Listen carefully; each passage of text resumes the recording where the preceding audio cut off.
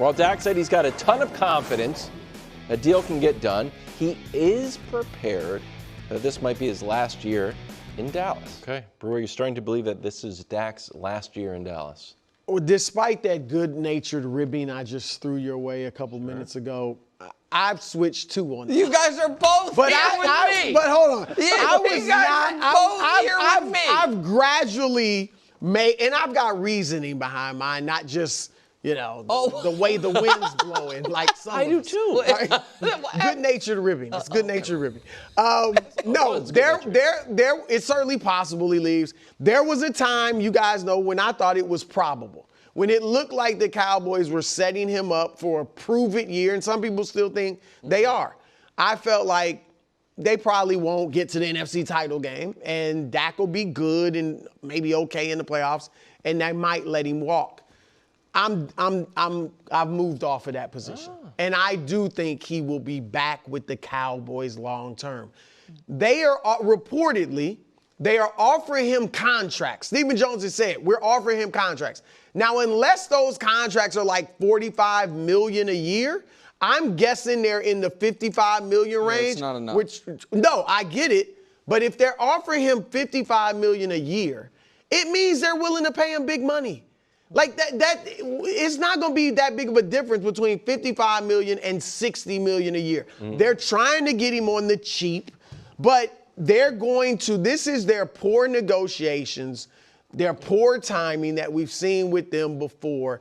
And I believe that before the season starts, Dak Prescott will have a new contract, long-term, worth $60 million a year in that area. Yeah, that won't be enough, and that's not going to happen. 60 is not enough. So that's what I want to actually spin. How much is he trying So let me try, because if I may, and I know at times I can be annoying and patting myself on the back, but when it comes to reading the tea leaves of NFL contracts, I don't think there's anyone better on television. You have gotten it's not even about who deserves it, who doesn't.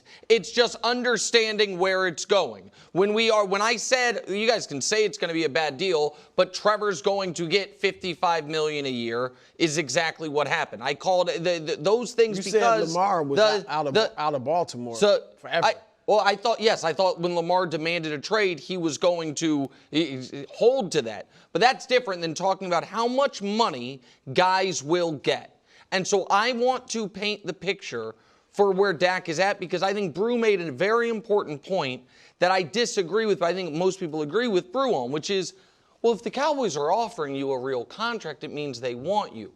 Not if they're offering you a contract that they know you won't accept, which is what I think they're doing. So some context here. How did Kirk Cousins do? He's the only player in the modern era at this position around Dak's age to hit free agency the way Dak is going to. That was even close to franchise quarterback. If we can quickly show you who Kirk was when he left Washington. Whatever you think he is now, Dak is a better player than leaving Washington Kirk Cousins, okay? Kirk, when he left Washington, got a 3-year, $84 million deal fully guaranteed. 2 years later, he then got a 2-year, $66 million deal fully guaranteed. 1 year later, he got a 1-year, $35 million extension fully guaranteed. And he just signed a 4-year, $180 million deal with $100 million guaranteed. Why does that matter? From 2018, the day he signed it, until right now, no player has made more money than Kirk Cousins. From 2018 through the next 2 years, Kirk Cousins will have cleared $285 million. No other players made $250.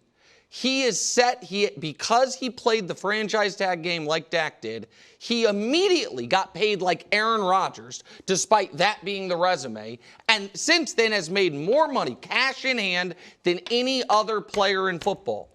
So what I am telling you is this.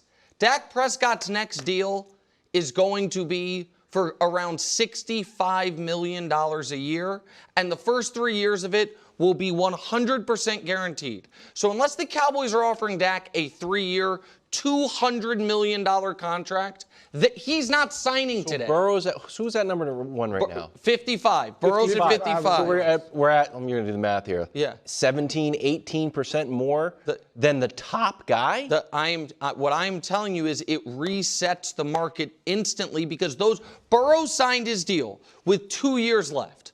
Trevor Lawrence signed his deal with 2 years left. Jordan Love signed his deal with 1 year left. Dak is going to have the entire world bidding for him. Which is why if the Cowboys want... Can I ask you? Sure. The entire world is, we're going to do it later in the show, a handful of teams. Okay, but I mean, I guess you only need 2 for, to have a... Kirk had 2 teams. He had the Jets and the Vikings. That was it. And he all of a sudden went from that level of player to only Aaron Rodgers and Matt Ryan at the time were making more money per year. Matt Ryan coming off a league MVP and a Super Bowl appearance, Aaron Rodgers being Aaron Rodgers. So if the Cowboys think $55 million a year, Dak's not signing that. And so I don't think they are going to pay him $65 million a year. Seems like a huge leap. And because of that, he's going to hit free agency. So I have not moved on this at all, ever. I do believe this will be Dak's last year in Dallas because he is this close to a contract that people can't fathom what it's going to be. That's where I stand on this. I don't see him getting $65 million. I see him getting, the reports are that he wanted 60. I see him getting 60. I think, like I said, Jerry will buckle, just like he was trying to play hardball, and it appeared he was playing hardball with Ezekiel Elliott a few years ago, who obviously is a running back. I think come training camp, he's going to go to Dak. They're going to give him $60 million. I think that's what Dak is asking for. And I think they're going to give it to him, and I think he's going to sign it. There's part of me, and I know you talked about, the winning in Dallas hasn't been there, and we argued how much of that is Dak's responsibility, how much of it is team infrastructure, how much of it is bad luck. You don't think that, or you don't subscribe to the theory that there's going to be some sort of Dallas Cowboys discount because you are the face of the number one team in the number one sport in the number one country. Let's go. You're the face of the Dallas Cowboys. You're like, no, you know what? For this extra... He didn't before. In the last 4 years in the NFL, this year included, who do you think has made the most cash in their hand? Dak Prescott. $160 million. It's a nice combo if you can get them both. Second is Mahomes at 157. So the idea that Dak has always played contract hardball. I guess so. Every time. And the Cowboys have always tried to get in cheap. And he's been like, nope, I'll bet on myself, franchise tag me. Broke my leg, don't care. I will still play hardball with it. And he's 30 years old, coming off the best regular season of his career, as healthy as can be, in a barren quarterback marketplace where this never happens. So I don't think that, and the Cowboys, if they were going to offer him 60, Brew, it feels like that would have already happened. Yeah, it means that means the offers have to be around 58. If you think you're going to end at 60, what are they offering? No, I think they feel like they still got time, which they do before the season. I mean, we've seen this before with them. Okay. I just don't think they negotiate. So you still think it happens before the season? I do. Okay. By the way, the most important moment of this segment was you correctly getting 65 to 55 being an 18% Was it 18? I said 17. You said 17 or 18? That was a great job, Wyatt. The most important part of the segment was when I said America was the number one. Okay, sorry. It is Olympic season. Bills tackle Deion Dawkins pulled a page from Chris Broussard's playbook. Really? By being the first to call a quarterback Jordan-esque. That's a little deceptive how Hub sold us this one. First of all, I love Deion Dawkins. Not only is he a great player, I think he's got a big-time future in broadcasting if he wants it. When he's done. Like, he's the charisma, the energy. Yeah. The Michael Jordan's the GOAT stuff, he's already got it. I like him. But like you said, in this, when you look at the context of it, I actually have no problem with what he said. He's saying, I am to Josh Allen what Charles Oakley was to Michael Jordan early in his career. Now, of course, Josh Allen is not Michael Jordan. The problem for Josh Allen, he's playing against Michael Jordan. Patrick Mahomes. I mean, that's his issue. I once heard someone call him Jordan. Jordan-esque. Yeah. Yours truly. Oh, that was you. Now, here's a better NBA comp. Because he's going up against Jordan and he can't get a ring because of it. Patrick Ewing. That's who Josh Allen is. And I'm not saying he'll never get a ring, but that's right now more appropriate. Is Deion Dawkins still Charles Oakley? In that case, yeah, I guess he could. Yes, yeah. Now, the Patrick Ewing doesn't roll off, he's my Patrick Ewing. Yeah. That doesn't have the oomph that Jordan does. And again, big time broadcasting. But hold on, the reason he said Michael Jordan is because, and this is why. Because he thinks Jordan's just pretty good and a future Hall of Famer? No, because he thinks because he's talking about Josh Allen like he's the best. Which is why all the crocodile tears from Bills fans and from Brandon Beane always ring hollow to me. This guy is even on this show, when Brew loves this comp, he's Brett Favre. Without all the stuff that made him Brett Favre. Right. Brett Favre, he'll get his 6 years starting, had 2 Super Bowl appearances, 1 ring, and 3 league MVPs. So when you say he's Brett Favre without the Super Bowls and MVPs, but that was kind of a very... He'll get that, though. Brett, not 3, but he'll get some. Brett Favre without Super Bowls and MVPs is Jeff George. The Super Bowls and MVPs is kind of what you need. Not in that era. And well, Jeff George kind of was in that era. But regardless, there is always this... And with a teammate of his, I think it's fine, but I think it infects the media, the broadcast, the commentary, the NFL MVP voting, so much of it, just a rush to treat this player as if he has accomplished the things that we think one day he will. And if we were to take this comp at face value, Dusty put it together, the Jordan versus Josh through 6 years as a starter. That's not what he said. What do you mean? I mean, you knew he was going to get this. No, but this is what it is. Look, this is a testament to Jordan. And look at the league awards category. Wildsey is a Rookie of the Year and MVP and a disputed defensive. What do you mean? Disputed? Not disputed. It's not disputed at all. Not disputed. I mean, Tom Haberstroh has done more damage I'm just telling you to what Michael it is. Jordan's legacy. Now, if you want to actually include Jordan and Josh Allen and actual GOATs, we can do that as well, and you'll see 2 of them, kind of outstrip the field through 6 years as starters anyway. Mahomes running away with it. Mahomes, but yeah, LeBron too through 6 years, it's fine. But regardless, these are the terms under which Josh Allen has always been discussed. And you always make fun of me and you get mad because I bring up Collinsworth in the first game of the season a couple years ago when he was like NHF interceptions. Like, we try to create new statistical categories. We try to do things that we don't do for any other player. And that's my only critique. I think he's a great player. He is great. He is a future Hall of Famer. So again, he really is. I'm not saying if he retired today. He's one of the best 3-4 quarterbacks throughout. I think he will be throughout his prime. Okay, but so that's where I push back. Right now, there is the only player that's in their prime. Take Rodgers, out. Russell Wilson's a tough one. Take the older guys out. The only ones who are on a Hall of Fame trajectory are Mahomes and Lamar. Correct. They're the only ones. On a Hall of Fame no, not yet. What are you going to get up in speech? He is one. Nothing. I do think he'll win. So he's got to win something. Right, but that's why I said his projection. An award. He's got to win something. Some people think Phillip Rivers will be in there. He's not going to be. I disagree with you, and I don't think he will be. But I just think that's kind of my point, Brew. I think everyone, I shouldn't say everyone, I think most people watching agree with you.